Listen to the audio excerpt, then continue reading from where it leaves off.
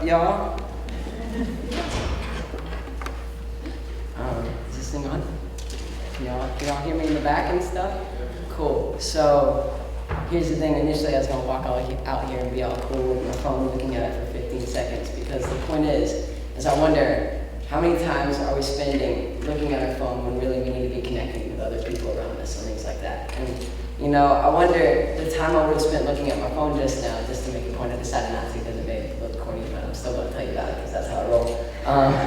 But I just wonder how many moments add up to our lives where we're looking at our phone instead of looking around us and looking at what really, really matters. When I was 7, I started an awareness initiative called AidanCares, and in a nutshell, it's all about imparting the joy and necessity giving to others. Because I love people and I love music, so I try to share from my passion and make a difference in that. Because to me, the only way to live a fulfilled life is if you give out of what you love, And so that's why I try to teach other people. Because we kind of live in a really, really weird world now, where more people die from taking dangerous selfies than they do from shark attacks. And that's really a weird statistic. Like, I like to think I've taken 1 million dangerous selfies, but I haven't. I feel like that would be cool to say, but I haven't. That wasn't funny at all, I'm so sorry. But you think, I know, it's like, that moment when a joke just totally bombs, but it was good on paper. I just had one of those moments, But I don't know, to think that a front-facing camera does more damage than a shark, that's just crazy, and that's what we see. The other day I was at a restaurant, and the table next to me, there were 3 people, and they were on their phones the entire meal. I think maybe, 50 words were shared between each 3 of them, and that was just to place their order, but they weren't connecting at all. And then you look at my peers now, we're in this constant state of tapping our screens instead of tapping into life and what it has for us. So I just figured that's a big deal. I'm so grateful my mom's here. She's taught me, she said we interact with other people, that's what we do. She said you have your phone, but it's not so that you can live in your own world. It's so that you can live in a world with other people and actually interact with them. And I'm just so grateful for that, so thank you so much, Mom. I just feel blessed for that. You know what I'm saying? I mean, it's just a key thing. And so parents, it's really important that you make sure that your children aren't living in a device. That's hard. And don't get me wrong, I love technology. It's totally legit. Like, my iPhone's kind of like my best friend sometimes, But it's just so important that you're also helping them be who they are. And it's so hard to live a fulfilled life when you're always looking down. It's really difficult. And I was grounded recently twice because I live a rebel life, hardcore rebel.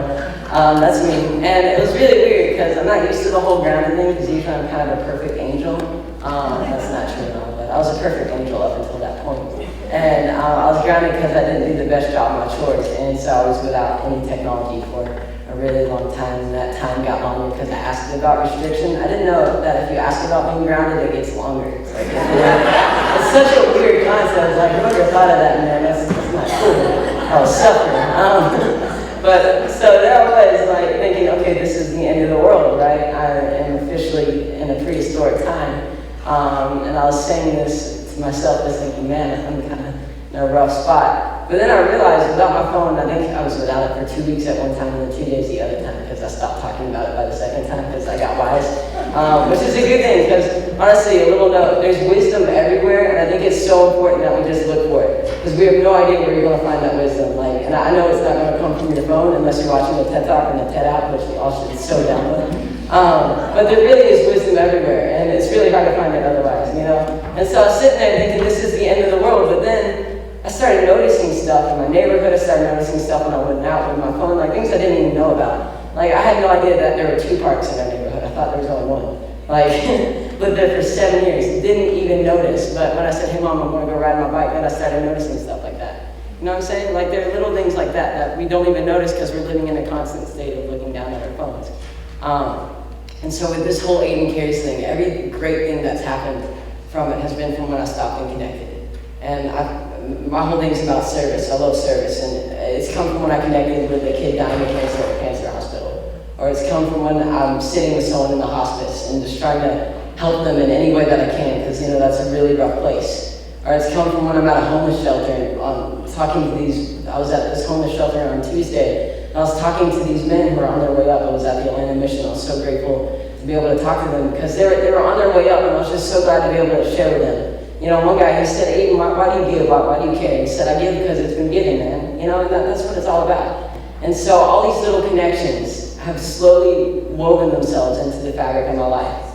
And without it, I would be totally lost. You know what I'm saying? Like without these little things that have happened. One time, around holiday season, it was this really, really chaotic holiday season. People were running around like crazy. We were at this dollar store trying to get last minute stocking stuffers. And I remember I was on my phone all the way up into the register, and I remember making a conscious note to put my phone down, put it away. And I looked at a clerk and I read her name. Her name was Miss Robin, had a little name tag all legit and stuff. And I said, "Hey, Miss Robin, how you doing today? I hope you're having a blessed holiday season." Made eye contact because my mom said that's key. You know, the windows to your soul and all that stuff.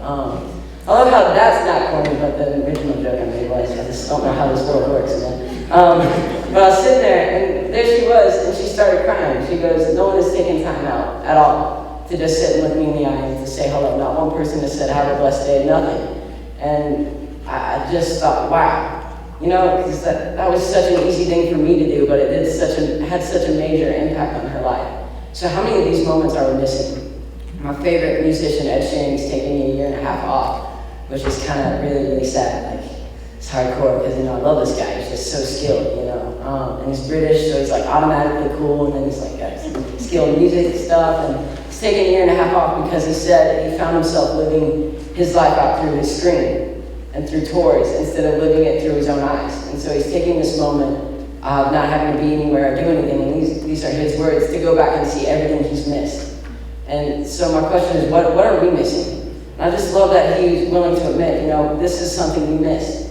And so how can I go back and revisit it? And I just love that.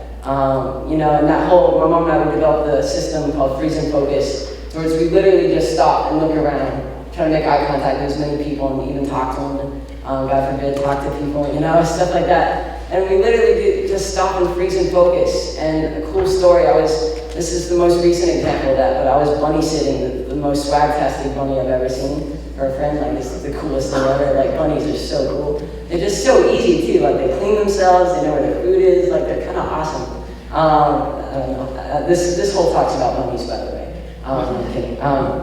But there it was, I was babysitting him, and I decided, you know what? I'm going to take his cage out to the park. We went to the Marietta Square, and he's in his, I call it rabbit-tat. He's in his little rabbit-tat, just chilling in the park. And I had one eye on my phone, one eye on the bunny, and this awesome Vietnamese couple walked by. And they're like, "Oh, look at the bunny." And, you know, every part of me could have just waved them off and then continue to look at my phone. But I remember just going, okay. So I stopped, put my phone in my pocket, and said, "Hey, how are y'all doing? You want to hold the bunny?"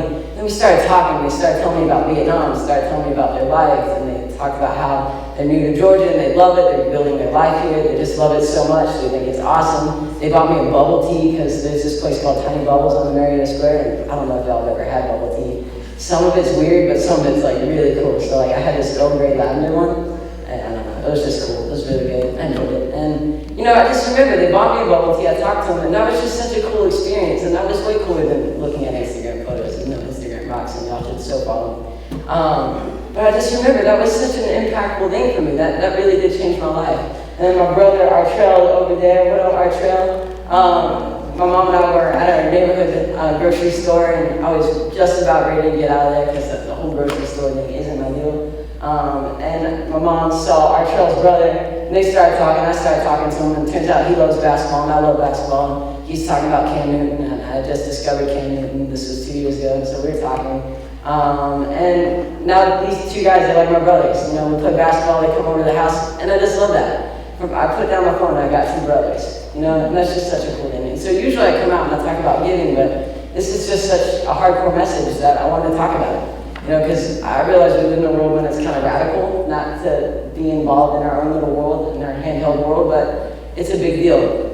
And so before I go, I just want to make sure I covered everything. And I'm just so grateful to be here and to be able to talk. I found out Tuesday that I was doing this, so this is just really awesome to be able to come out and share your message. I'm going to sing like 30 seconds of a song by Ed Sheeran called I See Fire. I hope y'all like it. It's going to be short, but it's going to be quick. That way, if I sound okay, then y'all might want more.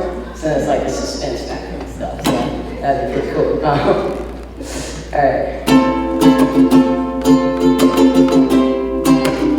And now I see fire inside the mountains. I see fire, hollow souls, and I see fire burning in the trees, and I see fire in the breeze.